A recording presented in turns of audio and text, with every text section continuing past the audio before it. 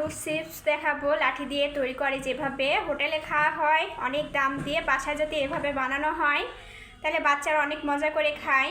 বাচ্চা বড় ছোট সবাই খাইতে পছন্দ করে, স্বাস্থ্যের জন্য ভালো। এই যে এইভাবে এই কাটুগুলো নিয়েছি, এটা দিয়ে আমি সুন্দর করে করবো, টুকাই নিব, তারপরে বটি দিয়ে পাতলা পাতলা করে কাটবো। আপনারা অবশ্যই এটা দেখে বাচ্চাদের জন্য বানিয়ে দেবেন, খুবই ভালো হবে। এই যে এটা এভাবে ঢুকাই নিয়েছি, এবার আমি কুচা কুচা করে কাটবো, আপনাকে সেটাও দেখাবো। এভাবে আমি কুচা করে কেটে নিব।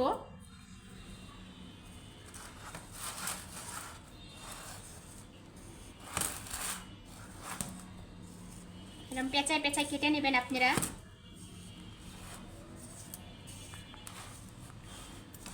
পাতলা পাতলা করে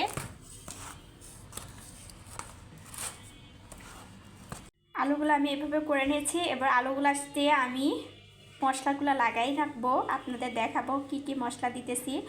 ঘরোয়া উপকরণ দিয়ে আমি এটাকে মশলা দিয়ে দিব। দেখেন আপনারা, যে এখানে আমি মাখানোর জন্য নিয়েছি শুকনো মরিচের গুঁড়া, হলুদের গুঁড়া, লবণ আর গোলমরিচের গুঁড়া আর চালের গুঁড়া নিয়েছি। এটাকে আমি সুন্দর করে পানি দিয়ে এখন মাখিয়ে নেব। যে এভাবে পাতলা করে মাখাই নিয়েছি, এবার আমি আলুগুলাতে দিয়ে যেগুলো মেখে নিয়েছি সুন্দর করে, মশলাগুলো কিন্তু ভিতরে সুন্দর করে ঢুকাই দিতে হবে।